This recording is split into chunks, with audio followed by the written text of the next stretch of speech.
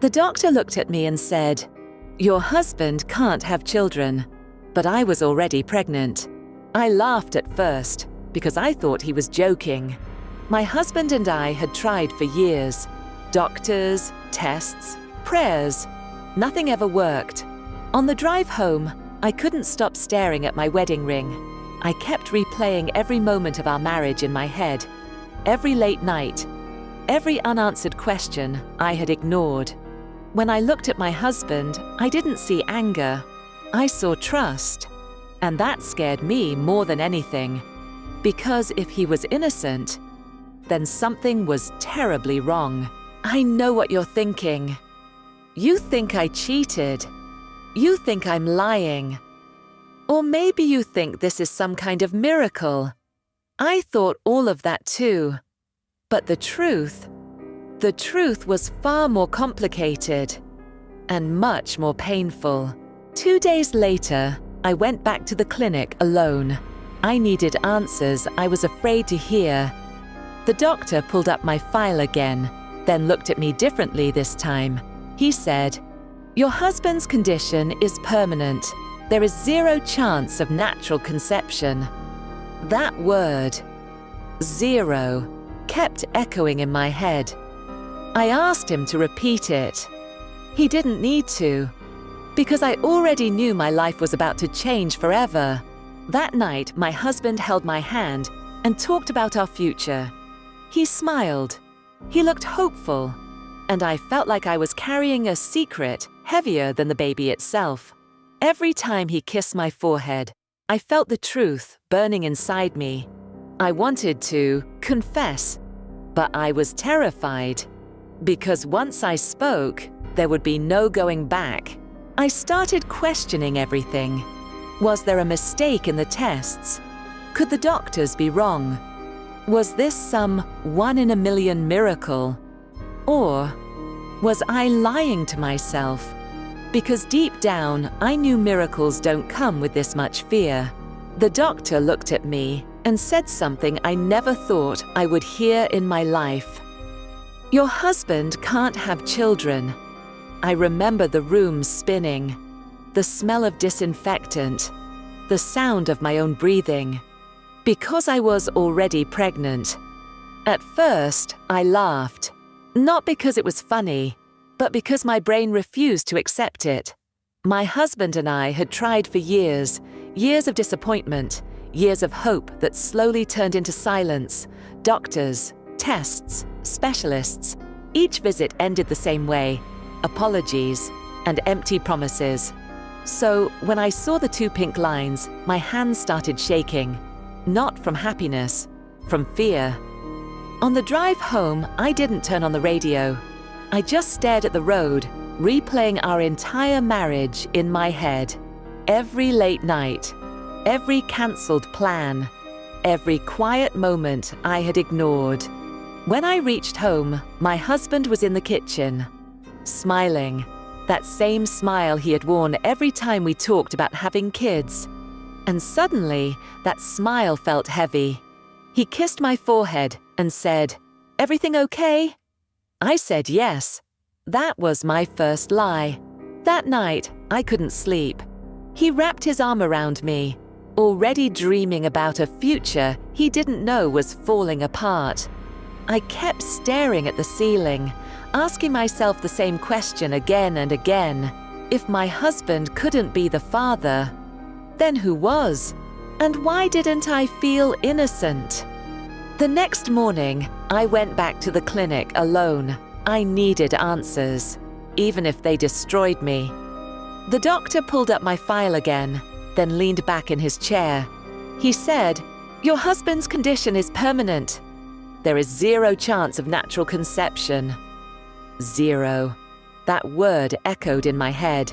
I asked him to explain it again, hoping I had misunderstood. But he didn't change his answer. And that's when I realized something terrifying. My life was about to split into before this moment and after. I didn't tell my husband. Not that day, not the next. Days turned into weeks, and the guilt grew heavier with every heartbeat inside me. He started talking about baby names, about painting the spare room, about how maybe, just maybe, life had finally surprised us. And every time he smiled, I felt like I was betraying him by staying silent. I began questioning myself. Was the test wrong? Could the lab have made a mistake? I Googled everything: medical forums, miracle stories, rare cases, anything that could tell me this wasn't happening. But deep down, I knew the truth didn't feel like a miracle. It felt like a secret. One evening, he noticed I was distant. He asked if I was sick. I almost told him. The words were on my lips, but fear stopped me, because once the truth was spoken, there would be no way back. And I wasn't ready to watch his heart break. Instead, I smiled. I changed the subject.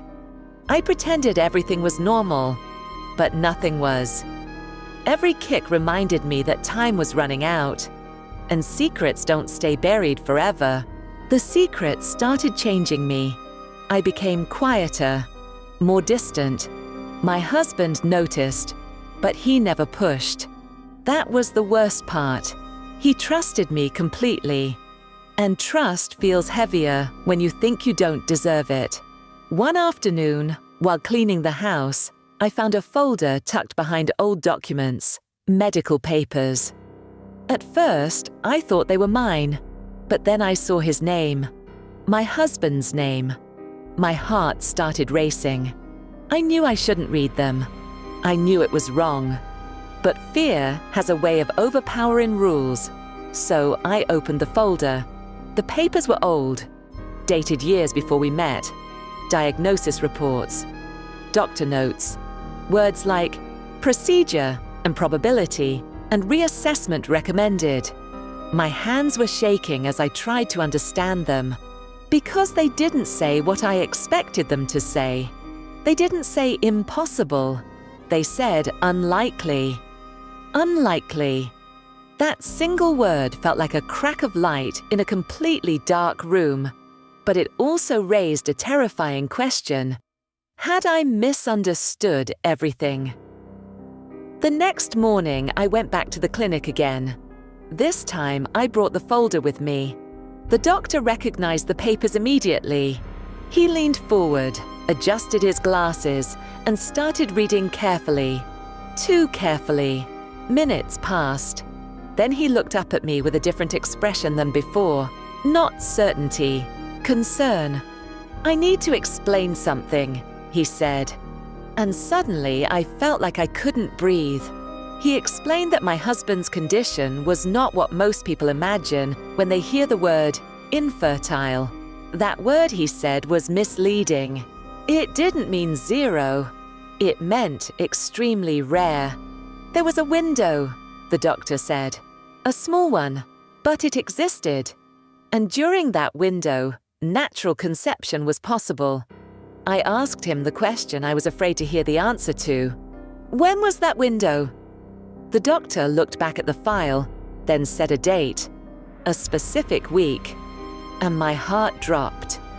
Because I remembered that week perfectly. It was the week we stopped trying, the week we gave up hope, the week my husband said, "Maybe it's time we accept this and just be happy together." That same week, we went on a short trip. No doctors, no pressure, no expectations, just us. And suddenly, every memory felt different. I left the clinic in silence. The truth was no longer impossible, but it wasn't comforting either, because now I had to face something else. The damage my silence had already done. At home, my husband was sitting on the couch, looking at paint samples. He smiled and said, "What do you think? Blue or green for the nursery?" I couldn't answer him. I just stood there, realizing how close I had come to destroying everything we had built together. That night, I finally broke. I cried in the bathroom, trying to decide which truth was worse, the one I believed before, or the one I was afraid to share now. Because even if the baby was his, I had already doubted him, and doubt leaves scars. I knew I couldn't keep quiet anymore. The truth had to come out. Not tomorrow, not next week. That night, I sat beside him on the couch. The paint samples were still spread out on the table. Blue, green, a future we both wanted, and both feared in different ways.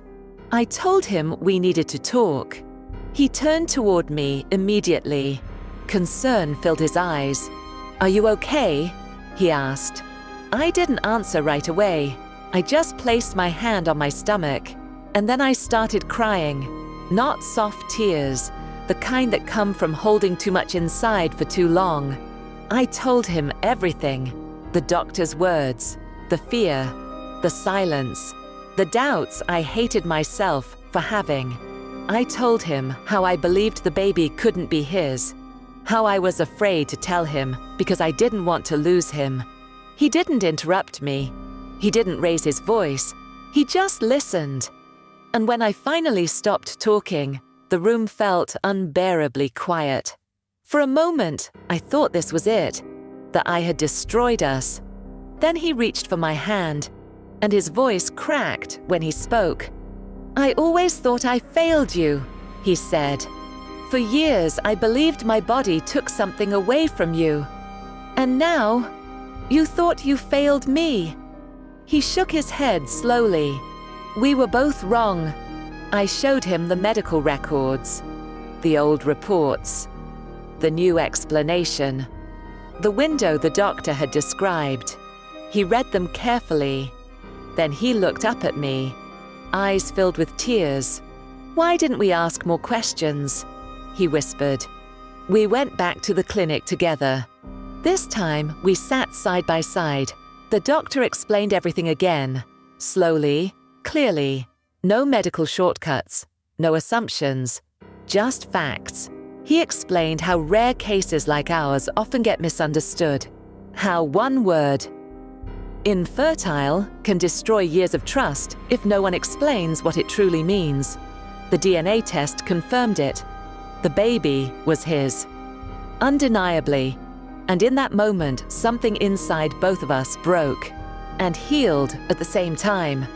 We cried together in the car afterward, not from sadness, from relief, from realizing how close we came to losing everything because of fear and silence. Our marriage didn't survive because nothing went wrong. It survived because we finally chose honesty over assumptions. That nursery?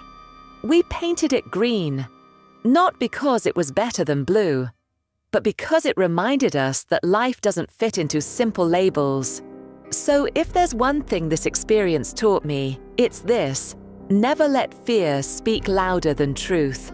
Not every impossible story is a lie. Sometimes it's just misunderstood, and sometimes love survives, not because it's perfect, but because it's patient. If you were in my place, would you have stayed silent? Or would you have spoken sooner?